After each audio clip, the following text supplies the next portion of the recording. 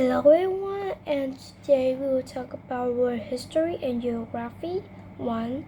So first we will come with primary and secondary source. So what are they? So for example, when you're doing something like taking pictures or how about that? So you're taking pictures or any kind you do, and you said from that moment, you said from that time you do it, you taking the picture and you say, oh my god, taking a picture is really fun. So that means that sentence you just said is from the time, from the time you take the picture, is called the primary source. So primary source or sources are very important in studying histories because we're hearing from that time. So primary source, that means come from first. That means take that from the time it's happened in the past or even now today. And what are secondary source? Secondary source mean later or not at that time. So for example, like history has talked about Napoleon in Paris, of course. So then another author write again the life from Napoleon. And you know what? From that time when Napoleon just leave, a lot of people write about him because he's the king, of course.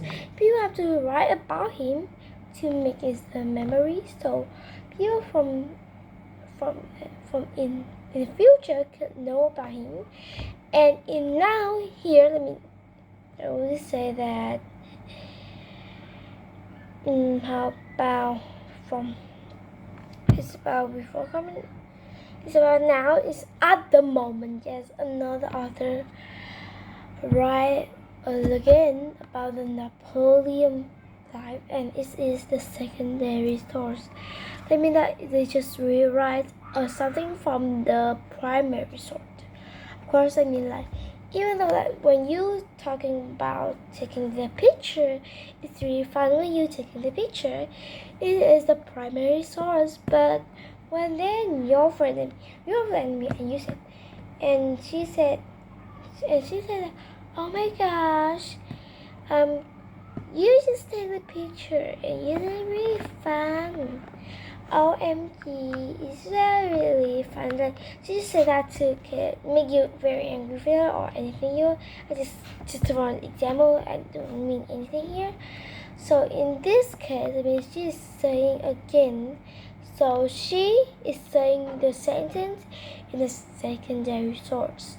So when hearing this, you think that hearing about these kind of secondary things is kind of hard to understand.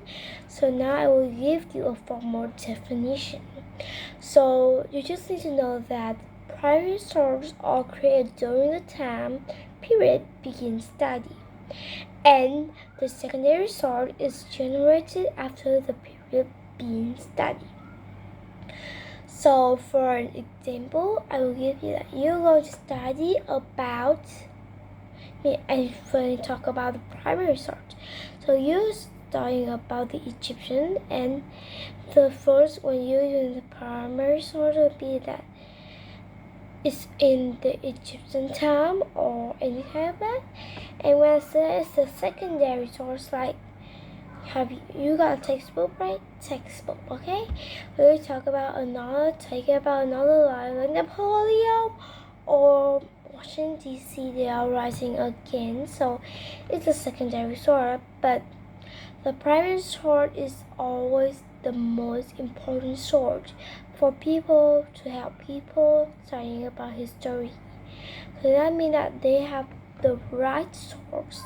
The right time, the right thing that happened from that time, of course, and they know that it's when time it is and it's really right. The correction of the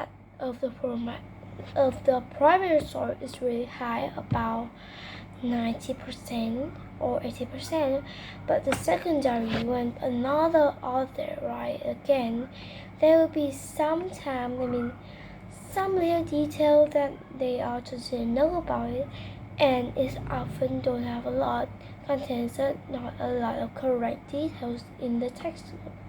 So that's why always the primary source come first, because have people studying history because it's always right.